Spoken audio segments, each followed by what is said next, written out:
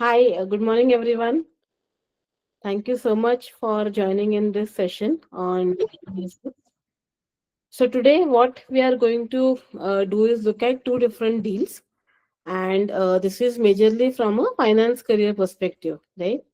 How do you look at deals? How do you analyze it? Because interviewers will ask these questions in your interviews, and even as a part of your work, you will have to do deal analysis at some point of time. Okay, a little bit about what we do at GoCrackIt in my introduction. So GoCrackIt is a career mentoring platform. We mentor students and professionals towards their careers. So we have 1,000 plus mentors from different industries and domains who are all alums of great B schools, and who are also working currently in companies that people aspire for, right? So like if you're looking at investment banking, if you're looking at hedge fund kind of roles, so we have mentors who work over this. That is what is GoCrackIt, which is a career mentoring platform, right? A little bit about myself. So I did my MBA from IIM Ahmedabad, 2006 batch, and have been working in the investment banking space, since then, and majored in the finance and strategy domain. Post that, I've done multiple deals right across infrastructure, music industry, F&B industry, construction space, as a part finance career. Right, that is what I have done. Let's now get into the analysis part. Okay, let me just share my screen.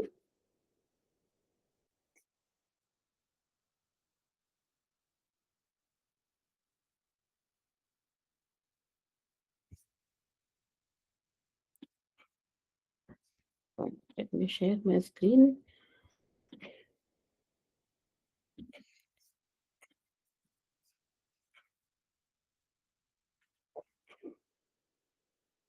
Is my screen visible?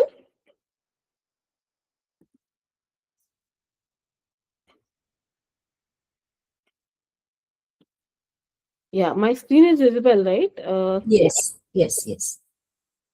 Okay, so the first deal that we are going to look at is the Temasek Haldiram deal. Okay, so this deal was done in March 2025.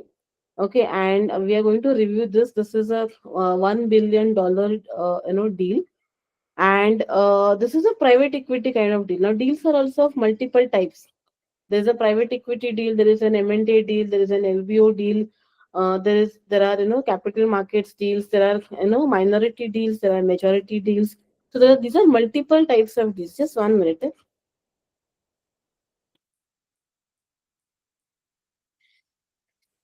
Yeah,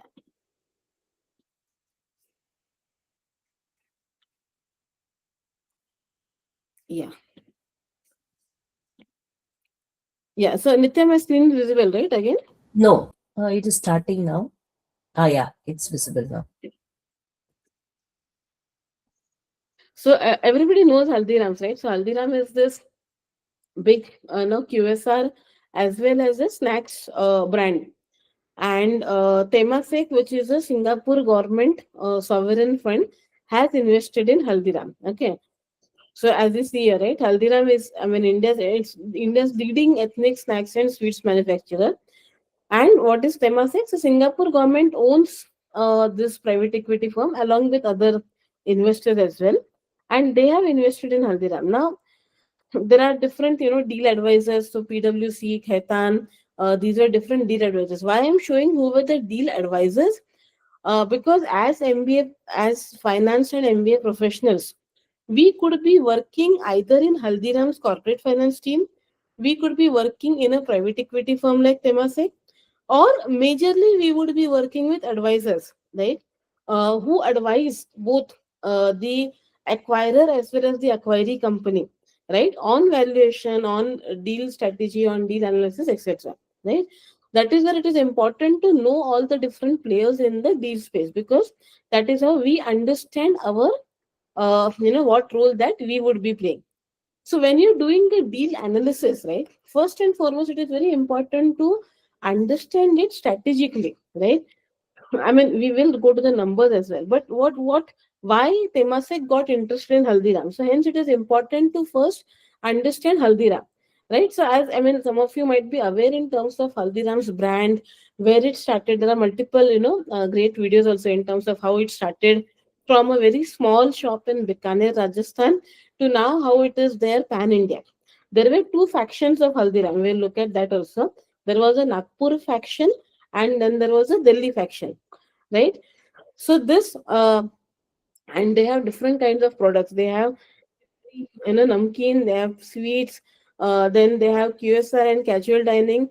So now they are kind of expanding this across the country. Typically, right now, north is where lot of outlets are there. Now they're expanding in south and west as well. Okay, 13% of India's snack market.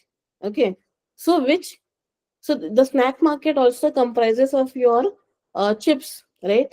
Your Lay's, PepsiCo, right? You can see here. Next is PepsiCo, which is driven mainly by the Lay's and the Kurkure brands, right? So they own 12%. Haldiram through its bhujia and other, savory snacks, they own 13%. And then there are other players in the market. Lot of this market is unorganized. Okay, unorganized market means there is an opportunity for the branded players to capture this market as well, right? And that is where it makes sense to invest in these kind of companies. So this is about Haldiram, right? The acquiry company. Now let's understand Temasek, because what is the objective of Temasek? To purchase a stake in Haldiram. Okay. What was the stake purchase? So Temasek had purchased 10% equity stake for $1 billion, right? So this is, I mean, it was around 8,500 crores. 10% stake means it was valuing Haldiram at around 85,000 crores. Okay. Now, why Temasek buying into Haldiram? So Temasek, now every private equity firm or a venture capital firm has something called as an investment thesis, right? So Temasek invests in where the markets are large and will be growing. Okay. Now, understand the difference between a private equity firm and a venture capital firm. Private equity firm typically does a large size investment. Venture capital does a small ticket investment. Private equity firm does an investment for a longer period of time. Right? They are looking at 10 years or even more. Venture capital typically they should have an exit in 3 years. Right? So there's a difference between both of these firms. So Temasek is looking and investing in businesses which will grow in the next 10 years, and the product is going to have a huge demand. 1994 was when Temasek had done its first India investment in ICICI Bank and Axis Bank. Why? Because 1990, when Indian markets had opened up, and at that point of time they understood that there is a huge middle class which is going to get built, which will need banking and financial services company. Now 2026, what is their conviction? What is their thesis? Strong conviction in India's consumption story, driven by rising disposable incomes and premiumization. So instead of eating a snack from an unorganized player, unlabeled, I would rather buy a packaged branded snack. Okay, I'm also willing to pay, let's say, 10%, 20%, higher to buy this. Why? Because my income levels are higher now. So rising disposable incomes is leading this entire, snack buying this thing, right? So they that is where Temasek is investing. And this is, yeah, Temasek as a fund, it is across. They have also invested in Devani International, which runs this KFC. Probably in the next session that we do, we will analysis of the Devani and Sapphire. So they have also done a merger. We'll look at that as well. Investments in Manipal. That is what Temasek does. Okay. Now, what was the deal structure? So we have understood who the seller was. Seller was Haldiram, sold 10% stake. Who was the buyer? Temasek. Right? We have understood the seller and buyer. Deal structure. So typically, this is a secondary purchase. So there was no additional shares issued. So basically, the founders' shares were sold to Temasek. Okay. which meant that you could expand your number of shares available as well, right? Then it goes and sit on your balance sheet where your overall, that number of shares increase. But here it was only a stake purchase. Okay. Now this is a minority stake, 10%, not a majority stake. So Temasek will get some kind of board representation, definitely, right? So it is now a significant shareholder. Okay. Haldiram still retains the 90%. Timeline. So still the competition, so like after the deal is signed, both the buyer and the seller agrees, the deal still has to go through multiple regulations, right? So the confirmation is there. They still need, although it's a formality, they still need an approval from the CCI, which is your Competition Commission of India. So this is part of any deal, right? And as a finance professional, we need to be aware of this as well, right? uh, Strategic rationale, right? So why Temasek invested? Let's look at first from a buyer perspective, right? Why Temasek invested? They wanted to be in a company which has strategic category leadership, right? So they could have invested in Pepsi. Pepsi has a huge portfolio, right? It is not just in the snacks business, right? So that is where the investment which Haldiram will do would probably fetch better returns. It is more focused. Hence, Temasek chose Haldiram over Pepsi, right, for an investment perspective, right?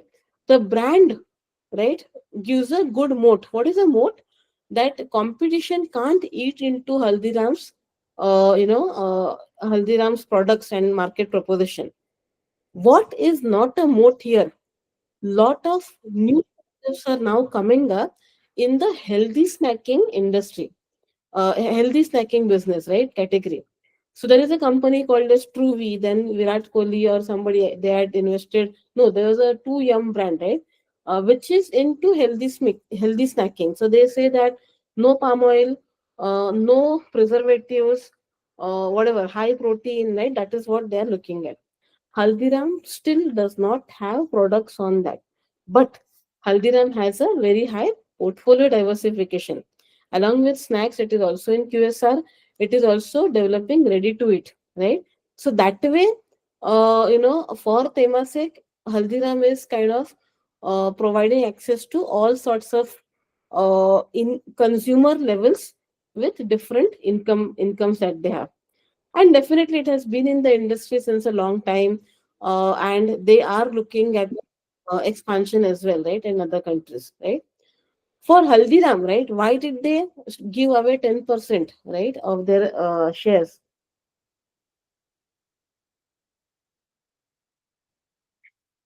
So majorly they are looking at two things. Where will they use the money? They will use the money for expansion, both globally as well as India. In India, it is more of creating different products, right? So that they can cater to a larger number of consumer base. And global expansion, it is also trying to cater to the whole Indian diaspora, right? Wherein then they are looking at other markets as well, right? And for that, now Temasek becomes a very useful strategic partner, right? Because Temasek has investments across the globe. That is where Haldiram can benefit a lot because Temasek is with them right now. Okay. Third and very important, before any company does an IPO, it tries to get these kind of strategic investors. Okay. So Temasek also 2 to 3 years they will get some kind of an exit through the IPO.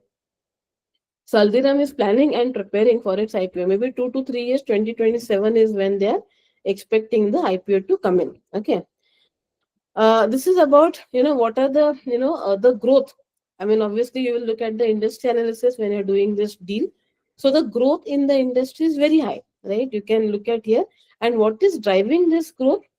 For because it's a snack, right? I mean, the whole driving is done by the distribution network. You need to have a very strong distribution network.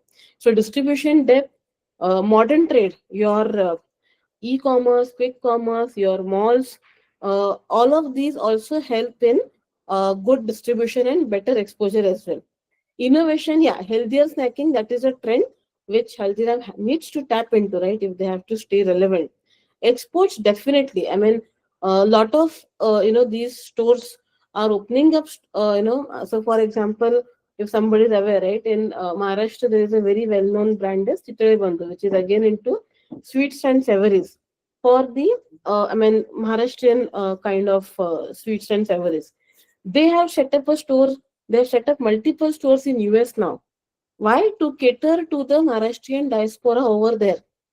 In Bangalore, they still don't have a store, but they already have stores in US, right? So that is what, that is how things are happening in terms of catering to the demand where consumers are moving. So when you're doing a deal analysis, definitely you should understand the industry, what is driving the growth in the industry, what will drive the growth towards the investment that you're making. Okay, so deal analysis will comprise of industry analysis as well, right? So where are the growth opportunities? Financials will look at more details in terms of what has happened. We'll compare certain numbers. So for this, right, India expansion, global markets, portfolio, that is what the growth will happen. Okay, capital structure, since it is a secondary deal, there comes, Haldiram has got the money.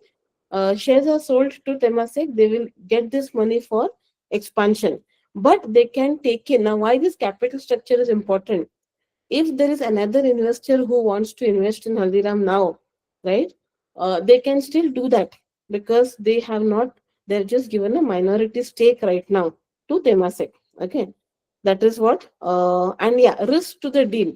Now, again, you have to see the risk from both the perspective, from the perspective of Temasek and from the perspective Haldiram, right?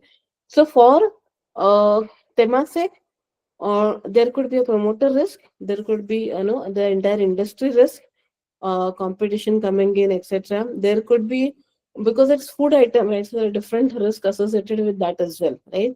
But because Haldiram already has kind of done this in a very good way, right, where they have ensured that hygiene is taken care of, it's all factory driven production which is happening, so that way some of the risk are taken care of. But as an analyst, we need to analyze the risk as well, right? For Haldiram, what is the risk of Temasek investing into it? From a valuation perspective, right? So given that growth is happening, no issues, right? They can still take in more investors and they can look at an additional valuation. But in a case the growth decelerates for some purpose and they need to raise money later on, this deal could become a hindrance in that case of time. Temasek will say, oh, we paid at a higher valuation, now you can't take others at a lower valuation. Right? That could be that, could become a risk. Otherwise, this is how you analyze the entire deal. Now, what we will do is we will quickly look at the numbers also. So, as I said, right, I hope this is visible. Yeah. So, okay, let me share my screen again.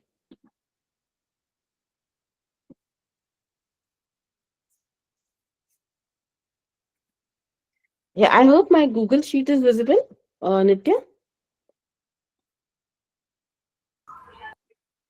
It's Yes, sir. yes, now it's visible. Yeah. Sure. Fine. So when we do now the numbers analysis, right? Quick analysis. So basically, we know the valuation of Haldiram. A quick way, right? You can do a DCF valuation, but a quick way is to do a multiples based valuation. So what we find out is we find out the revenue, EBITDA, and net profit of Haldiram. Why these three different places? So revenue means how much are you actually able to sell the products, right? Then EBITDA is how operationally efficient you are, right? And net profit, so that you can compare it to the P, right? How good are you in your financial structure and all of that, right? That is where you also look at net profit. So you find out the revenue, EBITDA, and net profit for Haldiram. Then you know the valuation. You do a enterprise value by revenue, enterprise value by EBITDA, enterprise value by net profit, and you find out the numbers accordingly. Then compare it with companies in the similar space. Now, thankfully, before this deal was done, Bikaji Foods, which is very similar to Haldiram, has been a publicly listed company. So it is available on the stock markets. And then you compare the numbers. So Haldiram EV by revenue 6.64, Bikaji Foods 5.31. Haldiram EV by EBITDA 32.95, Bikaji Foods 29.18. And similarly, P ratios. So you can see that Haldiram is actually doing better on EV by revenue and EV by EBITDA. Okay. Because of the great brand value that it already has, right? P ratio, because it is slightly better, it is already publicly listed, and people have, I mean, the investors are already taken in the future, growth already.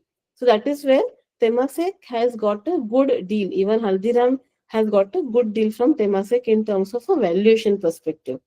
You can do this numbers analysis with other companies as well, but Bikaji and Haldiram are very close to each other, right? Because they have both snacks as well as the restaurant business, QSR, right? If you go to Pratap Snacks, they have only snacks business, right? And hence the numbers you can see are pretty different. Of this is also listed company, right? Only in the snacks, and also the kind of consumers that they cater to are different. Okay, that is how you do a quick multiples analysis where you find out companies in the similar industry, do the analysis to find whether this was a fair deal. So when you do a deal analysis, you have to look at it from a strategic perspective, you have to look at it from a numbers perspective. Then you will understand what are the key deal drivers, right? So what drove Temasek's investment into Haldiram? Its market leadership, brand strength, product diversification, global expansion, what they want to do, and the corporate restructuring. So they have already, restructured their Nagpur and Delhi factions together. So that has also made it easier for Temasek to do the investment, makes it easier for Haldiram to go and do an IPO. Right now, let's quickly look at another deal. Okay, which is basically your HUL minimalist deal. So HUL has acquired 90% stake in minimalist. Now, first and foremost, look at the difference. Temasek acquired 10% stake, so that means no control Temasek has on Haldiram. HUL acquired Minimalist because it wanted to take it over completely, right? So it is a 90% acquisition. 10% or whatever, 9.5% is still left because they want the promoters, Rohit and I think Mohit Yadav, they want the promoters still on the board, right?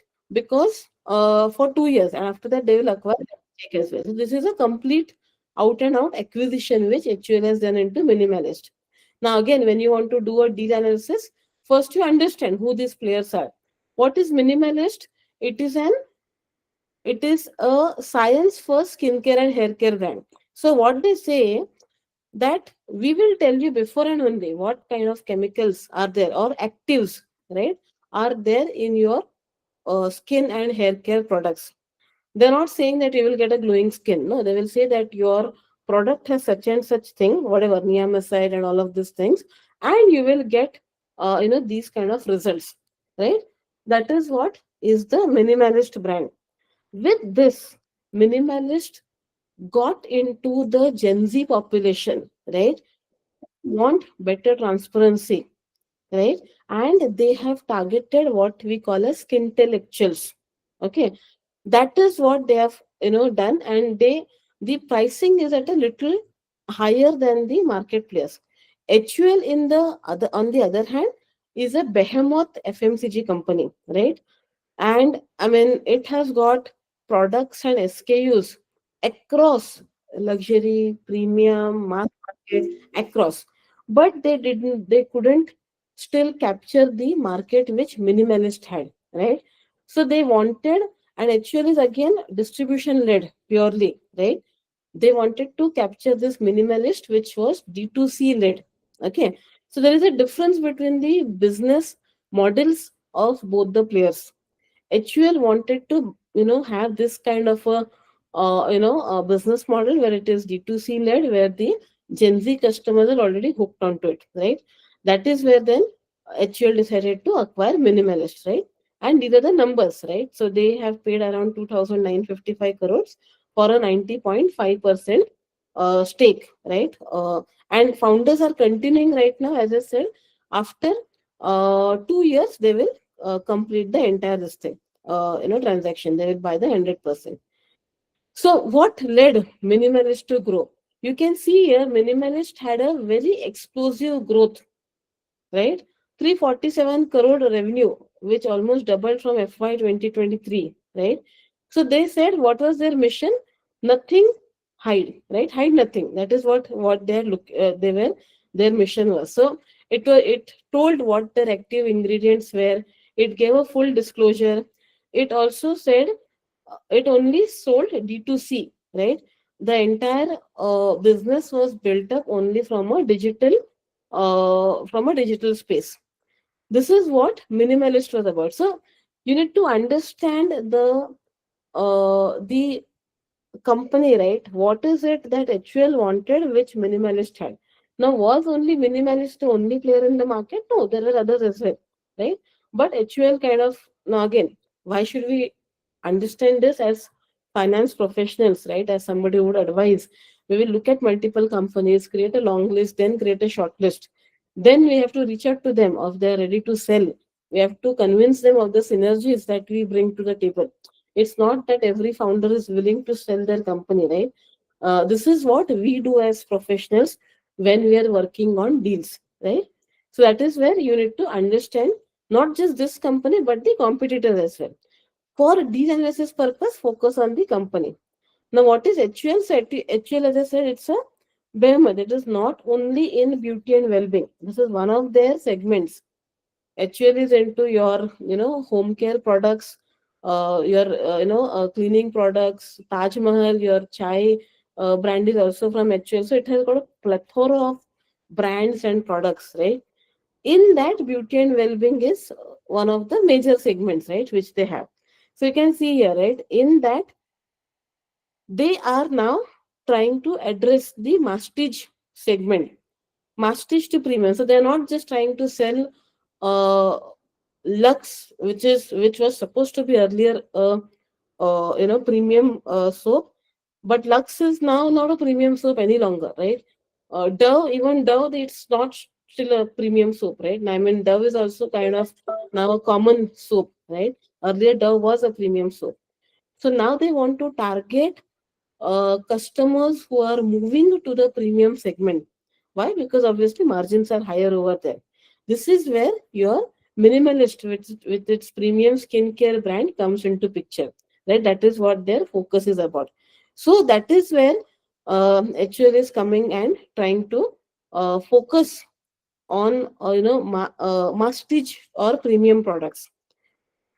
They have, what does HUL bring to the table? HUL brings to the table their entire R&D infrastructure, their distribution, right? HUL has access to each and every market channel, right? Q-commerce, e-commerce, everything, which minimalist doesn't have. They are just doing their own D2C as of now, right? A huge supply chain and proven track record of building and scaling brands, right? That is where the synergies come into picture, and hence minimalist would have agreed to kind of do the deal with HUL, right? So this is about the deal structure and timeline again. As I said, they have bought 90.5% stake. Post 2 years, they will complete this entire 9.5%. In the deal analysis, you could also figure out where has the money come from. So HUL has currently invested. They because it is a very strong balance sheet company. They did not need to kind of raise funds for this kind of a deal. That is why they would have invested from their own equity. But if it was a larger stake, they probably would have. A larger outgo. Then probably they would have raised some money for that as well. This is what we discussed, right? Already strategic rationale for the deal. So we have already discussed this for HUL and for minimalist, right? What works. Yeah, this is where you look at the other companies also, right? As I said, and we look at some numbers also. Uh yeah, so this is, yeah, again a good deal. And here you can see, we'll share this with you. You can see that both the deals, right? How we have looked at two different deals, one which is a minority stake, one which is a majority stake, or a full blown acquisition which they have done. Both are in the Indian consumer space, right? But the product categories are different for both. Drivers of both are the higher disposable income, which is driving both the kind of deals. One is a private equity deal, another is a company to company deal, right? So we have looked at two different deals. Quickly, let's look at the HUL and minimalist deal numbers. So typically, again, we do the similar exercise. You find out the enterprise value, you find out, the revenue, you find out the EBITDA. Okay. Now, if you, there is a very interesting thing here. EV by revenue, enterprise value by revenue for HUL and minimalist is similar. Okay. 8.5, that is what it is. But EV by EBITDA for HUL it is 33.9 to 34.7, but for minimalist it is 210. So that means that on a for a very lower EBITDA, you are giving a very high enterprise value. Okay, but this is also because of the lower base. So this is a startup, right? They have been burning a lot of money to grow their startup as of now. So hence, good to analyze, but you need to understand the insights behind this, right? EV by revenue, same. They have achieved the revenue growth, but they are still to achieve the operational efficiency, which again HUL will help them with. With that, you can also compare it to similar brands, right? There is Foxtel, there is Boss IQ. Again, not all, I mean, for all companies, you may not find the information, but Pilgrim is a similar company and you have some information. You can again see that the numbers in terms of, see again here, EV by revenue 7.3. These people are not even making profits yet, so we can't compare that. So, which means that HUL has got a decent deal and minimalist has also got a good valuation.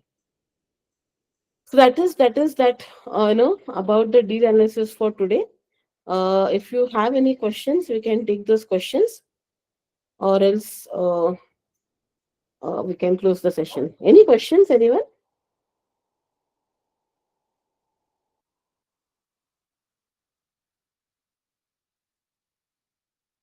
Okay, great. Then thank you so much. Have a happy remaining weekend and see you in the next session next time. We have a WhatsApp community. Feel free to join that community so that you also can be aware of what all sessions that we are doing. As I discussed, we will be doing more interesting deal analysis and other sessions on finance and other domains later on. Thank you so much. Thank you.